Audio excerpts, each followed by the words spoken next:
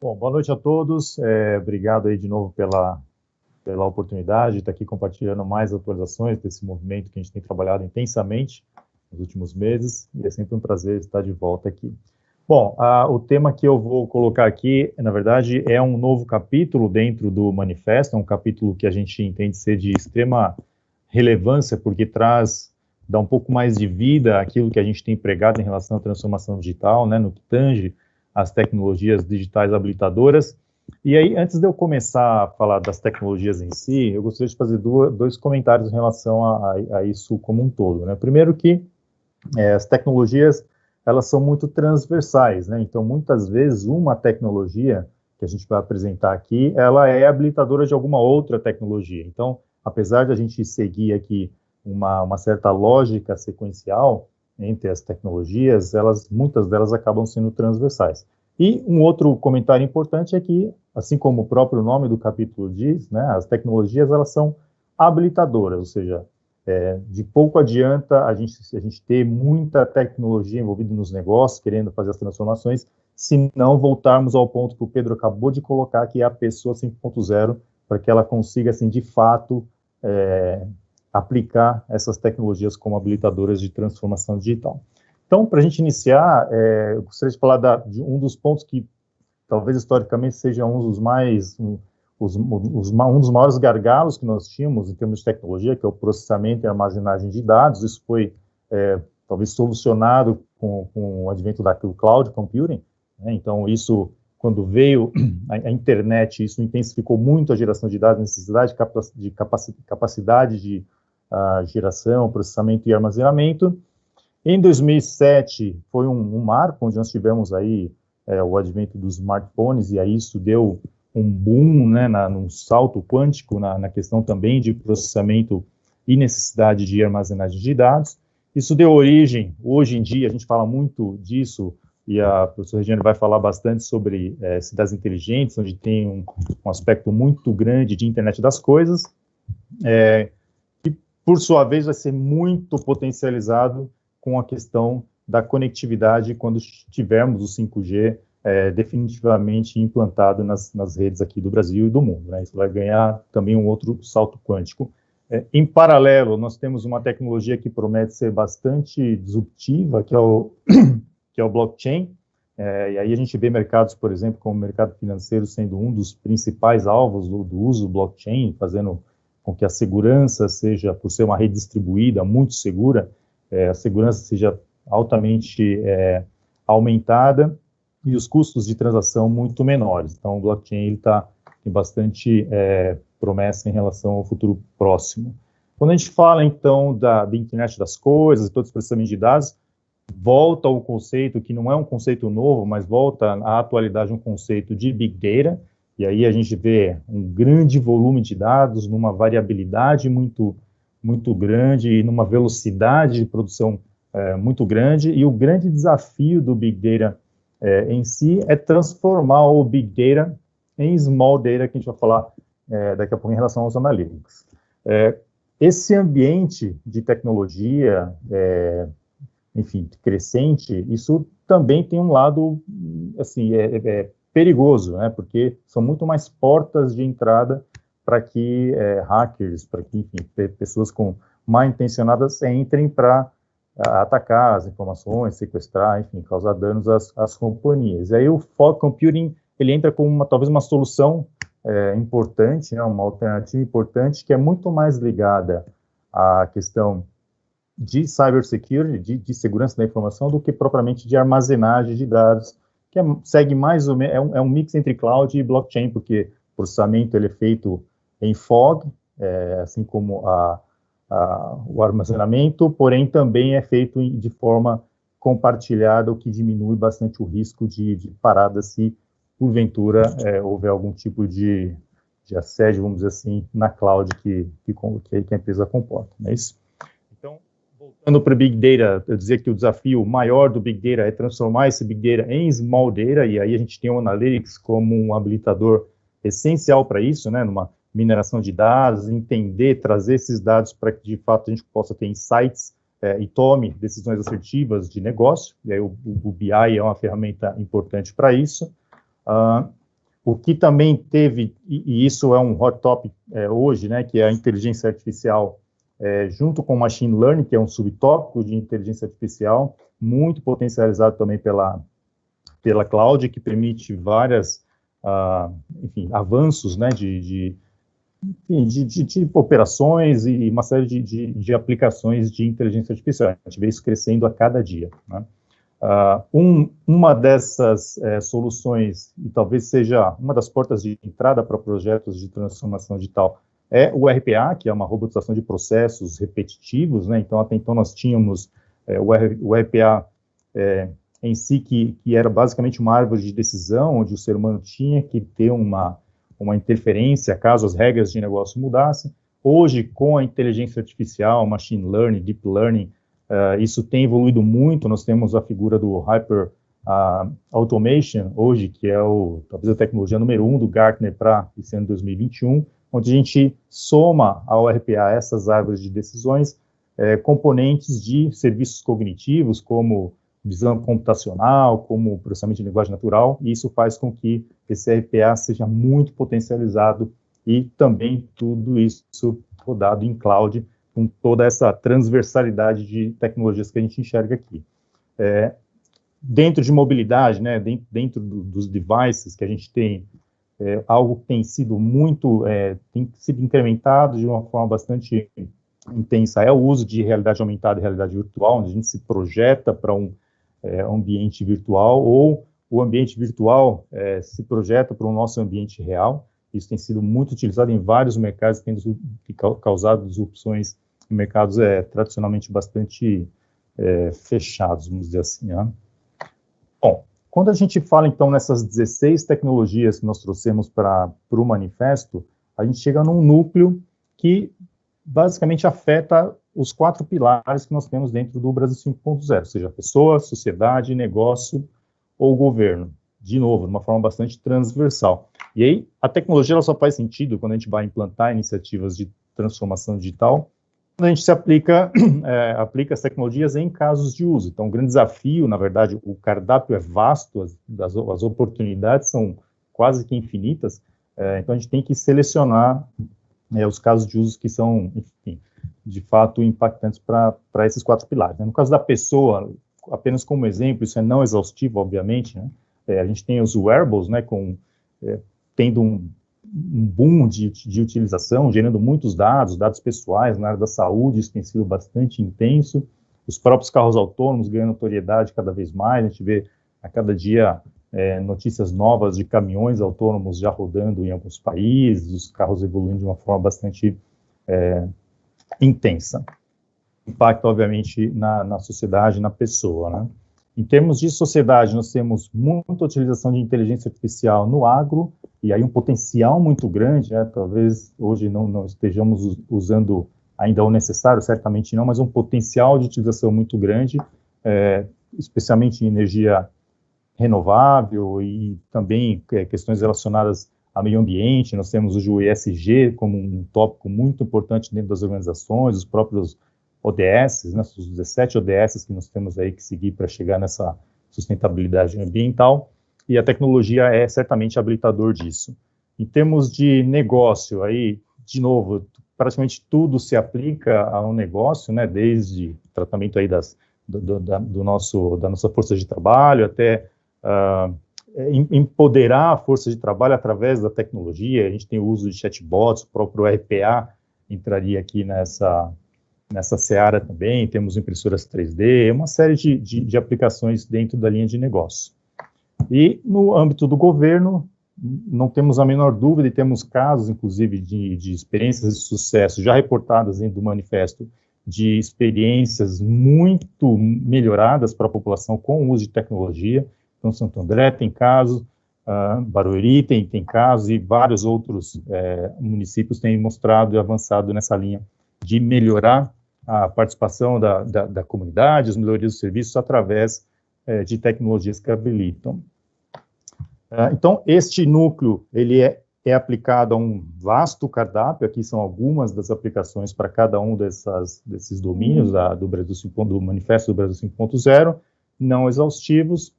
E o que a gente está tentando fazer agora, e já entrando um pouquinho na questão de atualização do capítulo 8 de experiência de sucesso, melhores práticas, transformação digital, é pegar aqueles 25 projetos que nós já reportamos dentro do manifesto, como experiências, e trazer para dentro do manifesto quais são as tecnologias que habilitaram tais experiências de sucesso. Então, nós já circularizamos isso com os responsáveis, com as empresas que reportaram isso a nós. Estamos devagarinho recebendo respostas, não as temos hoje, mas certamente vai ser uma informação bastante importante para que a gente possa replicar essas experiências e dizer quais são as tecnologias, de que forma que a gente chegou nessas experiências de sucesso, para que possa outras pessoas se espelharem e eventualmente ter algo similar aí nas empresas, nos municípios, etc. Né? Aqui só como um exemplo, né, eu trouxe uma das iniciativas, uma das experiências, que é o do Banco Next, que é um banco que nasceu digital, né, do Bradesco. O propósito dele é que ele foi criado para um público totalmente hiperconectado. Então, você vê que essa matrizinha verde são as 16 tecnologias digitais habilitadoras, e basicamente o Next ele utiliza todas elas, né, praticamente todas elas.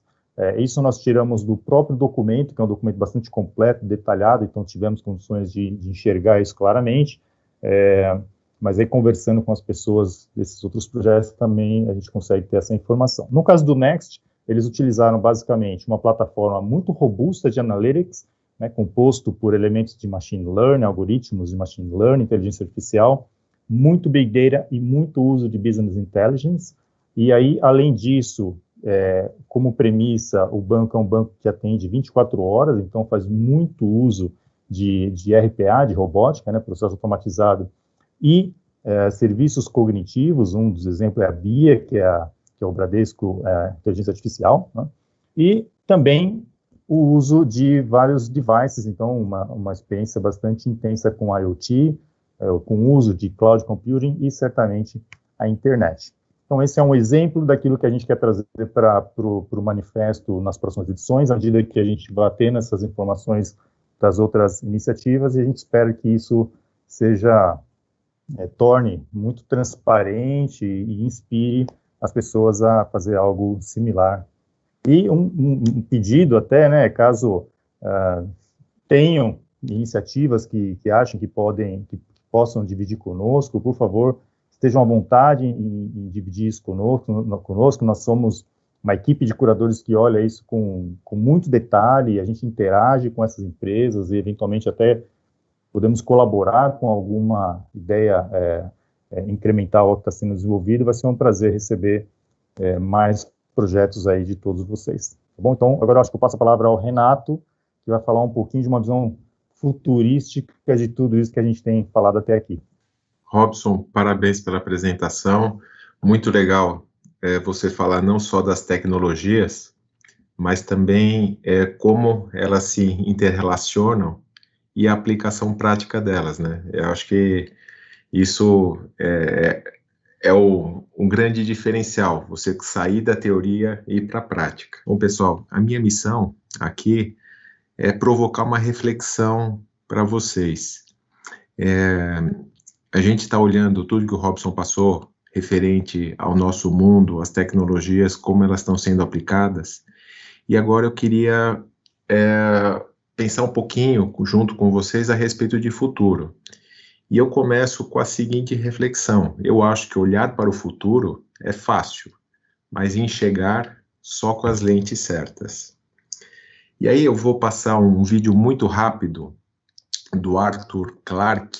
Para quem não o conhece, foi um escritor, foi um inventor, ele foi roteirista do filme 2001, Uma Odisseia no Espaço, e ele é um belo exemplo de quem tem as lentes certas. Well, with that movie 2001, you're projecting us into the 21st century. I brought along my son Jonathan, who in the year 2001 will be the same age as I am now. Maybe he'll be better adjusted to this kind of world that you're trying to portray. The big difference when he grows up, in fact, if we wanted to wait for the year 2001, is that he will have in his own house, not a computer as big as this, but at least a console through which he can talk to his friendly local computer and get all the information he needs for his everyday life, like his bank statements, his theater reservations, all the information you need in the course of living in a complex modern society. This will be in a compact form in his own house. He'll have a television screen like these here and a keyboard, and he'll talk to the computer and get information from it, and he'll take it as much for granted as we take the telephone.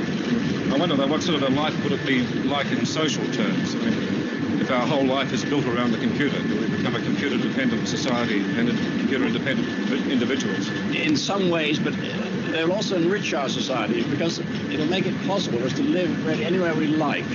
Any businessman, any executive could live almost anywhere on Earth and still do his business through a device like this.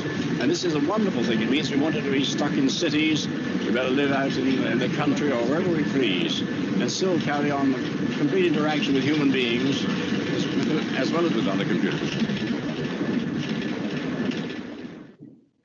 É incrível, né, pessoal? É mais incrível, quase 50 anos que ele fez essa declaração, e ele ainda aborda o contexto que a gente está vivendo hoje de pandemia, das pessoas trabalhando na montanha, na praia, no conceito de Anywhere Office. E aí, seguindo a nossa reflexão, por que a maior parte das pessoas não está conseguindo enxergar o futuro? Isso não é de hoje, isso já é do passado, né? Acho que vocês já ouviram a frase de que antes de inventarem os carros, se perguntassem para as pessoas que tipo de... o que elas gostariam, eles iam falar que gostariam de cavalos mais rápidos. E assim como a gente vivia no telefone fixo, ninguém imaginava a possibilidade de andar com um celular. Bom, uma das hipóteses para as pessoas não enxergarem o futuro foi levantada pelo próprio Arthur Clarke. Vou repetir o que ele falou. Alguns perigos são tão espetaculares e tanto acima de nossa experiência que a mente se recusa a aceitá-los como reais e assiste à aproximação da desgraça sem qualquer senso de apreensão. O homem olha o maremoto chegando, a avalanche descendo, o tornado levando tudo pelos ares e ainda assim não pensa em fugir. Não está necessariamente paralisado pelo medo ou resignado pelo destino fatal. Ele pode simplesmente não estar acreditando que a mensagem dos seus olhos o afete pessoalmente e acredite que tudo pode estar acontecendo com outras pessoas. Então, além da nossa mente, que às vezes não tem essa visão de futuro, eu acredito também que existem questões relacionadas ao próprio desconhecimento do assunto, a pessoa não conhece do assunto, então não tem como divagar a respeito, e uma falta de percepção da importância em tratar temas como esse. E aí eu puxo Alvin Toffler, com uma frase que reflete bem o que nós estamos vivendo neste momento e se enquadra dentro desse contexto. Os analfabetos do século XXI não serão aqueles que não sabem ler e escrever, mas aqueles que não sabem aprender, desaprender e reaprender. E aí eu vou buscar algumas características que eu vejo mais comuns nas pessoas que possuem ou têm potencial de possuir as lentes certas para enxergar o futuro. Eu vejo pessoas que estão incomodadas com os rumos que nosso mundo está tomando, pessoas que estão desconfortáveis com as relações de trabalho atuais, sabem que o futuro do trabalho, com inteligência artificial, com todas essas tecnologias que foram mencionadas pelo Robson, vai ser diferente e isso precisa ser questionado. São pessoas que possuem não só as competências técnicas, as hard skills, mas também as competências emocionais, soft skills. Pessoas que possuem a consciência de que a tecnologia é e será cada vez mais um dos principais pilares de sustentabilidade de nossas próprias vidas. Pessoas que buscam novos pontos de vista preferencialmente fora da caixa, em grupos com grande diversidade. Diversidade gera muito aprendizado. Você aprende muito mais com pessoas diferentes do seu perfil do que com pessoas iguais. Pessoas que entendem que o pensamento linear ficou para o passado e o futuro é exponencial.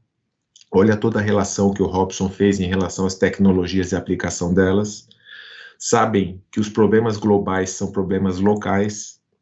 Tem a percepção de que quem não entender o momento de transformação pelo qual estamos passando ficará de fora do futuro que está sendo construído e que está muito mais perto do que se imagina.